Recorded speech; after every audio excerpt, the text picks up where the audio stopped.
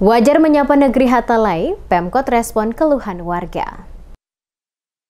Masyarakat negeri Hatalai menyampaikan berbagai keluhan dan harapan mereka langsung kepada penjabat Wali Kota Ambon, Baduin Watimena, saat digelar program Wali Kota Jumpa Rakyat atau Wajar di negeri Hatalai pada Rabu 31 Januari 2024.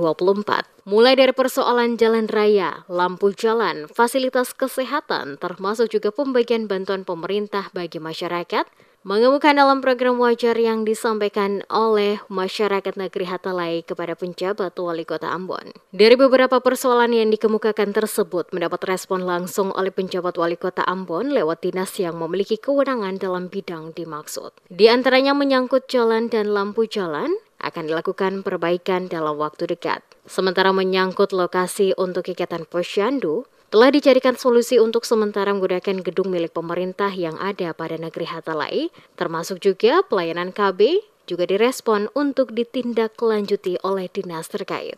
Menyoal keluhan masyarakat terkait mekanisme penunjukan warga yang berhak menerima bantuan sosial dari pemerintah, penjabat Wali Kota Ambon, Baduin, menjelaskan, kewenangan pengusulan calon penerima berbagai bantuan sosial adalah RT dan RW setempat. RT dan RW, kata Baduin, memiliki peran penting untuk melakukan verifikasi calon penerima bantuan sosial, baik itu bantuan keluarga harapan maupun bantuan sosial lainnya, di mana semua itu dilakukan sesuai mekanisme dan aturan yang telah ditetapkan dengan melibatkan juga Kepala Desa atau negeri setempat.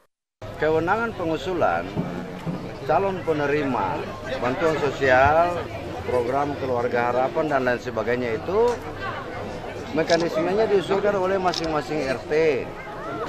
Jadi RT yang melakukan verifikasi bersama dengan petugas PKH yang ada di desa negeri kelurahan. Mereka kemudian memverifikasi lalu mengusulkan kepada pemerintah desa negeri kelurahan untuk diteruskan ke Kementerian Sosial. Jadi yang tahu persis siapa yang membutuhkan itu adalah perangkat pemerintah pada jajaran terbawah, RT, RW, kepala desa negeri kelurahan.